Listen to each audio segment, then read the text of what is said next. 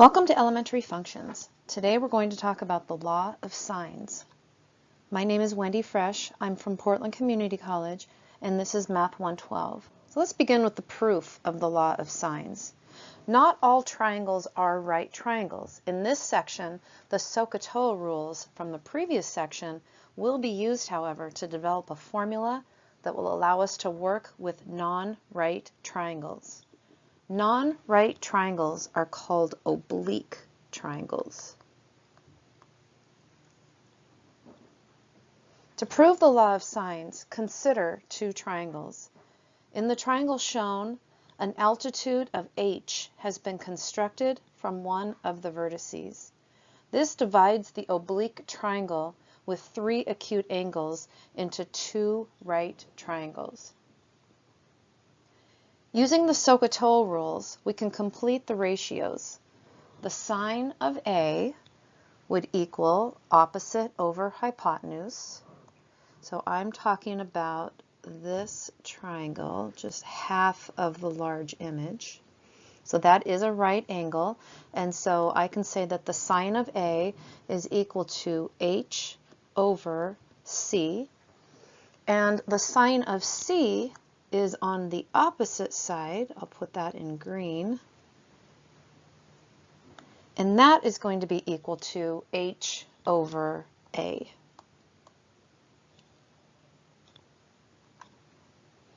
Now, if we solve each one of these ratios for h, then we can set each of the values of h equal to each other and manipulate it to get that the sine of A over little a is equal to the sine of C over little c.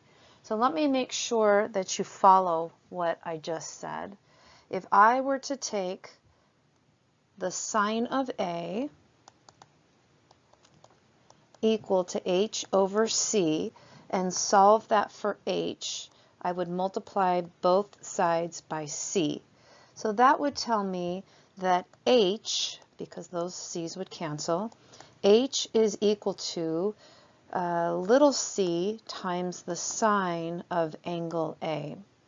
And if I do the same thing for sine of c, the sine of c is equal to h over A, and so I will multiply both sides by little a, and I will come up with A times the sine of C is equal to h, because those cancel out. Now, if h equals one thing and h equals another thing, then it must be true that these two things are equal to each other. So that would lead me to say that little c times the sine of angle A must be equal to little a times the sine of angle C. And if I manipulate this just a little bit, I'm going to divide both sides by A. I'm also going to divide both sides by C. And take a look at what happens. On the left, the C's cancel out. On the right, the A's cancel out.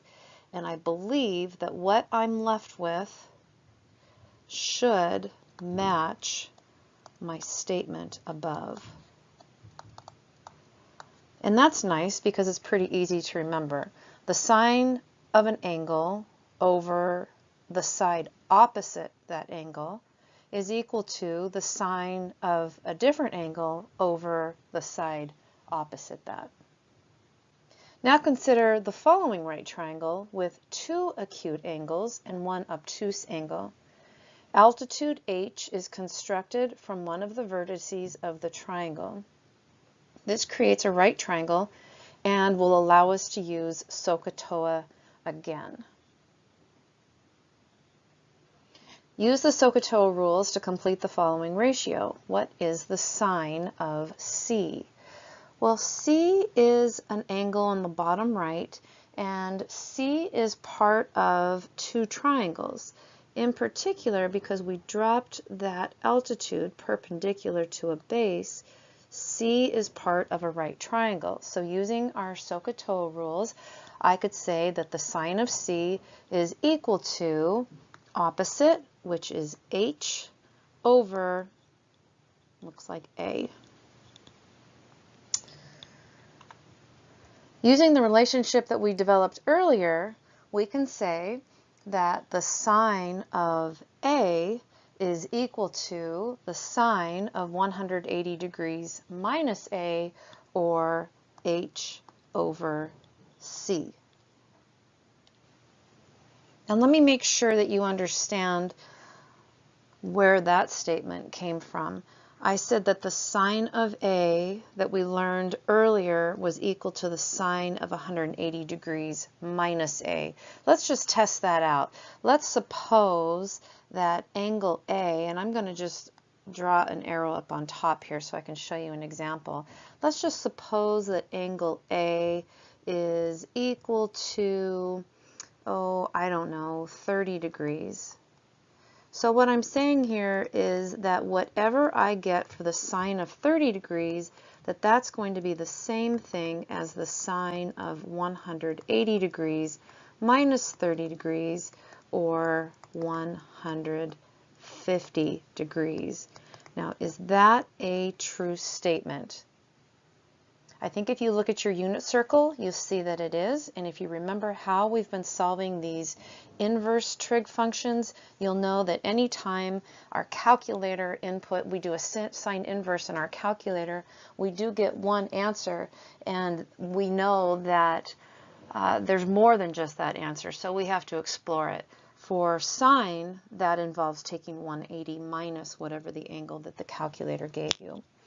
Now, the next part of this is, where did the h over c come from? Well, this angle in the corner is what I labeled 180 minus a. And the 180 minus a comes from the fact that angle A is right here, and that two angles that fall on a straight line make up half of a circle, or 180 degrees. So if I take 180 degrees and I subtract out the A that was given to me, then I find out what the angle at the base of that small triangle is. And so using SOHCAHTOA rules, the sine of 180 degrees minus A is opposite over hypotenuse. So that's h over c. These ratios should match the ratios that you found on the last slide, and prove that regardless of the types of angles involved, that the ratio of the sine of A, angle A, over side A is equal to the sine of angle C over side C, that's a true statement.